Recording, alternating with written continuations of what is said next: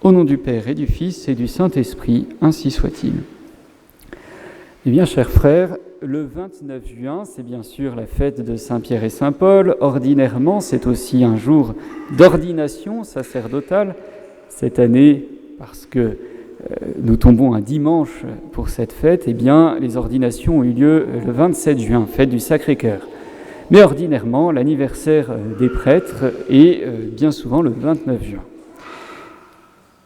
Je vais vous parler aujourd'hui d'un 29 juin crucial, sans lequel d'ailleurs nous ne serions pas là aujourd'hui. Le 29 juin 1987, c'est-à-dire un an avant les sacres, ce jour-là, Monseigneur Lefebvre annonça publiquement, pour la première fois, qu'il allait procéder à des sacres d'évêques pour assurer bien la survie, la continuité de la messe traditionnelle, de la doctrine traditionnelle, des séminaires traditionnels. S'il ne le faisait pas, eh bien personne ne se présentait pour prendre la suite.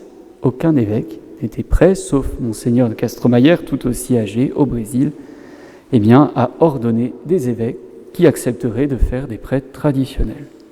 Alors cette annonce est un anniversaire donc pour aujourd'hui, le 29 juin. Monseigneur Lefebvre, avant de faire cette annonce, pendant des années, avait réfléchi. Il ne l'a pas fait à la légère. Il s'est dit, il faut que les fidèles qui veulent maintenir leur foi, qui veulent continuer d'assister à la messe de toujours, puissent, après ma mort, puisque c'est pas de ma faute, mais c'est ainsi, il n'y a que moi actuellement qui accepte d'ordonner des prêtres ainsi, eh bien, il faut qu'après ma mort, ceci puisse continuer. Et il espérait jusque vraiment à ses dernières forces, eh bien que quelques évêques sortiraient enfin de l'obscurité, se présenteraient courageusement malgré les foudres eh bien, des autorités conciliaires. Malheureusement, il doit se rendre à l'évidence, il est âgé, il commence à fatiguer. Les voyages à travers le monde pour confirmer les fidèles dans le rite traditionnel sont toujours plus difficiles en raison de sa santé. Il va falloir prendre des mesures. La Providence lui montre par là qu'il faut qu'il agisse. Un jeune Australien vint voir Monseigneur Lefebvre et lui dit « Monseigneur, j'entrerai bien dans votre séminaire, mais dans 6 ans, vous serez mort, alors ce n'est pas la peine. » Et puis, à chaque petite alerte de santé du prélat, eh bien, les séminaristes tremblent. Va-t-il tenir jusqu'à mon ordination ? Monseigneur Lefebvre demande aussi conseil à son entourage, à des théologiens, et pas que de la fraternité, pour leur demander s'il est possible de sacrer et si les autorités romaines s'opposaient à ce que la tradition continue, est-ce que, théologiquement, il serait possible de procéder tout de même à un sacre? Quel statut aurait de tels sacres? Et c'est ainsi que de grands théologiens sont mis à contribution pour donner leur avis, donner des conseils, donner tout simplement la doctrine de l'Église à ce sujet. Alors certains répondent « non, si l'on procède à de tels sacres, il y aurait une forme de rupture, et cela ne serait pas possible. » D'autres, au contraire, disent « oui, c'est vrai qu'en apparence, en temps normal, si les autorités de l'Église continuaient de faire tout comme d'habitude, de maintenir la tradition de l'Église, alors oui, en ces temps-là, ce serait une rupture. Mais aujourd'hui, il nous est impossible d'avoir gain de cause, d'être entendus par nos propres supérieurs pour maintenir, non pas un luxe spirituel, mais ce qui est vital, tout simplement, pour nos âmes. Alors, la réflexion avance, et à Campos, au Brésil, tout un diocèse avait résisté, avait voulu maintenir la tradition, celui de Monseigneur de Castromayer. Dans ce diocèse, les autorités conciliaires avaient créé une nouvelle hiérarchie, avaient mis un nouvel évêque à la place de l'évêque normal, avaient envoyé de nouveaux prêtres et avaient petit à petit, avec l'aide de la police, expulsé les propres prêtres de leur paroisse, avaient expulsé même les fidèles qui soutenaient massivement leur clergé dans ces paroisses. On a du peine à imaginer cela, mais c'est pourtant ce qu'il s'est passé. Monseigneur Lefebvre comprend que les autorités romaines ne veulent pas que la tradition continue. Ceci semble très clair. C'est donc une forme d'impasse. Arrivent aussi les grands scandales, notamment Assise, où l'on voit le pape cacher sa croix, prier avec tous les représentants des fausses religions, les inciter à prier dans leur faux culte. Qui prie-t-il ? Certainement pas Jésus-Christ. En tout cas, certainement pas de la manière dont Jésus-Christ veut être adoré, la manière catholique, celle de l'Église qu'il a fondée. Alors, Monseigneur Lefebvre continue de réfléchir, de prendre conseil et de développer petit à petit un argumentaire à présenter pour pouvoir sacrer. Il refuse absolument l'opinion sédévacantiste qui dit que, bien, puisque l'Église est en crise, il n'y a plus rien. Et, bien, désormais, puisqu'il n'y a plus de pape catholique, il n'y a plus de pape du tout, eh bien, nous pouvons sacrer comme nous voulons. C'est une Église qui n'a plus de tête, qu'importe. Mais ceci, Monseigneur Lefebvre le sait, est contraire à la nature de l'Église, telle que l'a fondée Jésus-Christ. Alors il s'intéresse à l'histoire de l'Église et il voit qu'il y a des précédents très intéressants, très importants et pas du tout anecdotiques dans l'histoire de l'Église. Par exemple, saint Eusèbe, qui, pendant la crise arienne, revient d'exil et il apprend que de nombreux diocèses manquent d'évêques. Alors il se met à parcourir la Syrie, le Liban, la Palestine et à ordonner partout des prêtres, des diacres et à sacrer des évêques pour tous ces diocèses. Et pourtant, il n'a aucune juridiction sur ces églises. Elles sont dans un besoin terrible, mais il n'a aucune juridiction pour le faire. Et il l'a fait, et il a été loué par l'Église pour cela. Monseigneur Lefebvre lit aussi des commentaires de l'histoire de l'Église. Par exemple, il y a des évêques qui ont soigné des églises défaillantes. Et donc Gréa, un bénédictin, tire les grands principes à partir de ces évêques qui ont sacré sans accord romain. Voilà. Il dit, ce grand bénédictin, pour pouvoir faire cela, il faut, que l'existence de la religion soit engagée, que notre foi catholique soit vraiment en jeu. Ensuite, deuxièmement, qu'on ne puisse espérer aucun recours possible au Saint-Siège pour l'instant, pour le moment. C'est bien le cas. Monseigneur Lefebvre n'a aucun recours possible. À chaque fois, on lui ferme la porte en lui disant « Recevez le modernisme, obéissez ». Et puis, il faut enfin que le ministère des évêques particuliers, des évêques du lieu, soit anéanti. C'est-à-dire que les évêques ne fassent plus leur travail, c'est terminé, ou qu'il n'y en ait carrément plus du tout. Ainsi, Monseigneur Lefebvre voit qu'il existe des précédents, beaucoup de précédents dans l'histoire de l'Église. Voici que le grand jour arrive, que, bien sûr, les médias commencent à se dire « ça y est, Monseigneur Lefebvre prend de l'âge », ils essayent de le pousser un peu à dévoiler une date de sacre. Monseigneur Lefebvre reste assez évasif au départ, mais lorsque le mois de juin 1987 arrive, il sort de sa réserve et il annonce qu'en raison des scandales très graves, notamment d'une réponse qui venait d'arriver de Rome concernant la doctrine catholique sur la liberté religieuse, le Christ roi, Monseigneur Lefebvre a été profondément choqué. Les autorités romaines envoient une réponse à des questions doctrinales qui sont objectivement condamnables par rapport à ce qui a été affirmé précédemment. Désormais, il y a une zone autonome où Jésus-Christ n'a plus le droit de régner. Les États sont incompétents en matière religieuse. Ils doivent juste, éventuellement, s'inspirer un peu de la lumière de l'Église, mais eux-mêmes ne doivent pas chercher à réprimer, à réfréner les fausses religions. Ils sont incompétents, ils ne peuvent pas connaître, en tant qu'État, la vérité dans le domaine religieux. C'est une zone autonome où Jésus-Christ n'a plus le droit de régner, d'entrer.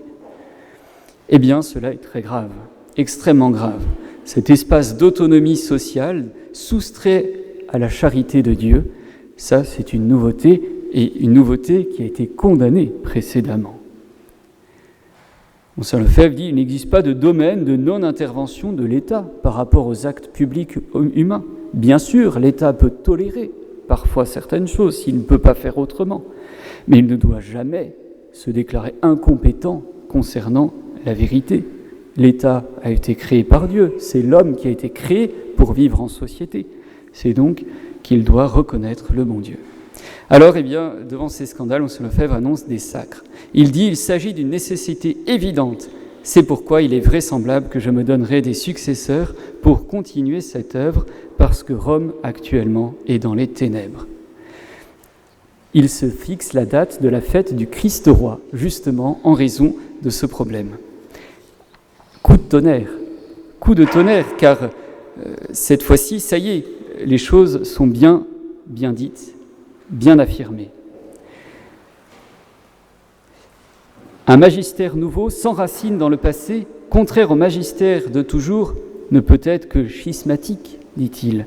Une volonté permanente d'anéantissement de la tradition est une volonté suicidaire qui autorise par le fait même les vrais et fidèles catholiques à prendre toutes les initiatives nécessaires à la survie et au salut des âmes. Voici donc que Rome entend ces paroles et aussitôt change d'attitude.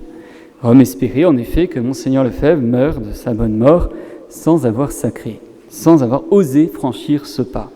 Et ainsi, tout serait terminé, clos. Il n'y aurait plus rien. Mais désormais, la donne change.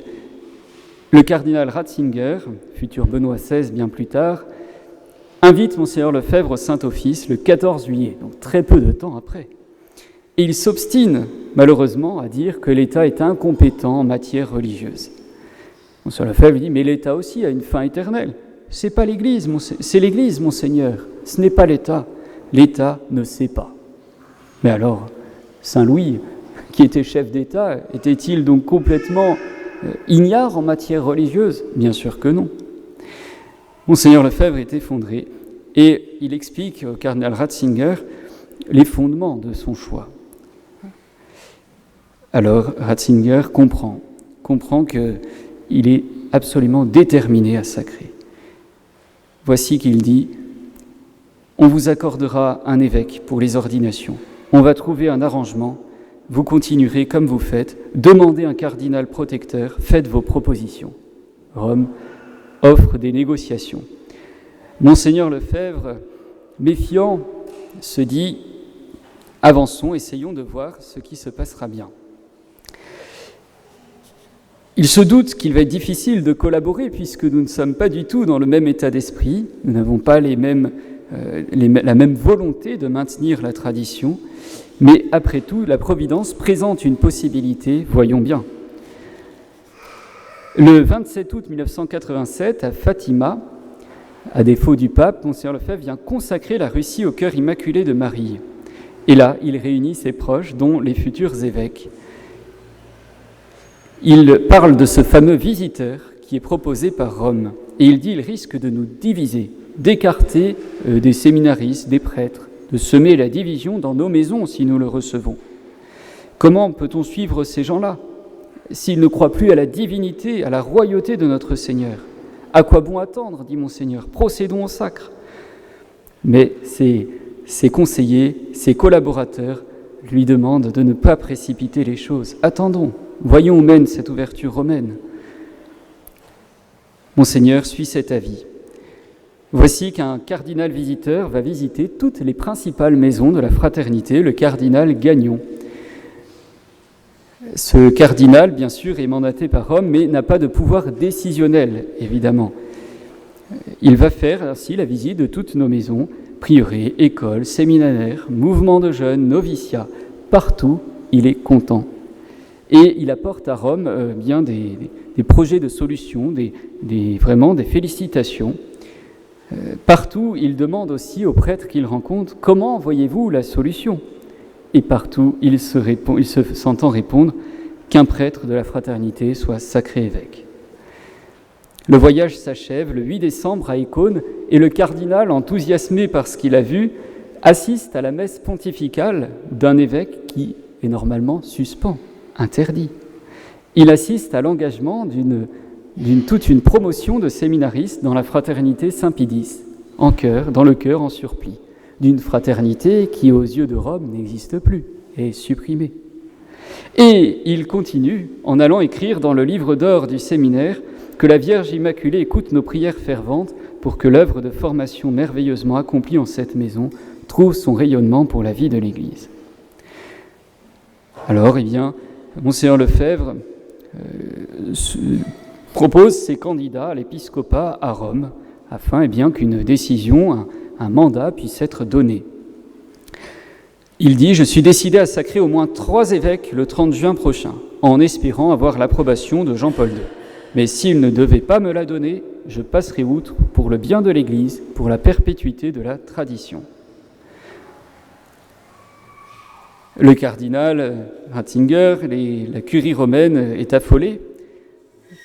Monseigneur Lefebvre, à chaque fois, reprend un peu l'initiative, propose des dates, des noms, avance les choses, avance les dossiers qui traînent. Le 18 mars, le cardinal Ratzinger désigne une commission, 2 experts, un canoniste, un théologien, pour échanger des vues. Et c'est ainsi qu'un protocole d'accord est rédigé et proposé. C'est le 5 mai 1988 que Monseigneur Lefebvre va le signer, en se disant « Voyons, Rome nous promet, nous accorde au moins un évêque, nous accorde une commission, essayons de voir. » Le problème, il se rend vite compte, c'est que cette commission serait à majorité conciliaire. Comment être protégé par des personnes qui veulent notre disparition? C'est impossible. Et puis, lorsque la date des sacres est proposée, à chaque fois, des manœuvres dilatoires, des réponses évasives lui sont données. Monseigneur Lefebvre sait que le temps est compté en raison de son âge. Puis, il se voit entendre, au moment de la signature, le cardinal Ratzinger, futur Benoît XVI, lui dit « Je trouverais bon qu'à Saint-Nicolas du Chardonnay, à côté des messes de la fraternité, il y ait une messe de la paroisse, une messe moderne. L'Église est une. » Monseigneur Lefebvre est en alerte. Il comprend que cette cohabitation est périlleuse. Il dit « J'ai compris ». Voilà que, malgré cette signature sur un protocole, c'est-à-dire un projet d'accord, ce n'est pas un accord encore, Monseigneur Lefebvre passe la nuit en prière et décide de retirer sa signature. Son chauffeur le voit arriver le matin, il dit « Ça ne va pas, Monseigneur ?»« Non, je n'ai pas dormi. Il y a des mois que pratiquement je dors peu ou pas. » Monseigneur Lefebvre prie, c'est la gravité de sa décision. Il envoie une dernière requête à Rome, avant le 1er juin. « Indiquez-moi les intentions du Saint-Siège sur la consécration de 3 évêques et sur une majorité de membres de la tradition dans la commission. Je l'ai écrit au pape, un seul évêque ne suffit pas pour tout l'apostolat. » La demande est transmise et Jean-Paul II répond par la négative. Il dit « Faites confiance, ne vous inquiétez pas. » Monseigneur Lefebvre veut préserver la famille traditionnelle de toute contamination des erreurs modernes, alors il avance. Dernière réunion, au Pointet, il rassemble tous les supérieurs des grandes communautés amies et leur demande leur avis, leurs conseils. Et curieusement, les responsables des congrégations masculines sont plutôt en retrait, craignent les foudres qui risquent de tomber, peut-être de semer la division chez les fidèles de tradition. Et ce sont les religieuses, oui, les carmélites, les dominicaines, les sœurs de la fraternité, qui sont les plus va-t-en-guerre, qui poussent Monseigneur Lefebvre, allez-y, nous avons besoin de ces sacres. La réunion se clôt et la décision est prise, un seul, et met un bémol, un seul se décide à faire un accord séparé, Don Gérard du Barroux. Voici que l'échéance approche et le 2 juin 1988, à la fête Dieu, Monseigneur Lefebvre envoie sa dernière lettre au pape. Nous continuons de prier pour que la Rome moderne, infestée de modernisme, redevienne la Rome catholique et retrouve sa tradition bimillénaire. Alors le problème de la réconciliation n'aura plus de raison d'être et l'Église retrouvera une nouvelle jeunesse. Quelques jours avant les sacres, c'est un peu naïf, mais le Vatican envoie une grosse voiture avec un clerc conducteur pour venir chercher Monseigneur Lefebvre à Écône, espérant par là le faire flancher, le ramener à Rome, croyant peut-être qu'il est soumis à quelques pressions inconnu. Une centaine de journalistes arrivent pour entendre la conférence de presse qui est donnée. Et les réponses de Monseigneur Lefebvre sont bien sûr pleines de douceur, de pédagogie. Mais un journaliste sort de la salle qui nous donne un peu l'état d'esprit des journaux. « Votre patron, je vais le descendre », dit-il.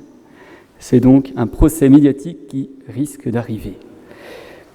Qu'importe, il faut transmettre la foi intègre, il faut des prêtres et pas de prêtres sans évêque. Monseigneur Lefebvre procède au sacre accompagné de son vieux compagnon de combat, Monseigneur de Castromayer. L'opération survie de la tradition catholique est réalisée, nous le connaissons, nous le savons, le 30 juin 1988. Et il dit, lorsque cette tradition aura recouvré ses droits à Rome, nous serons embrassés par les autorités romaines. Elles nous remercieront d'avoir maintenu la foi.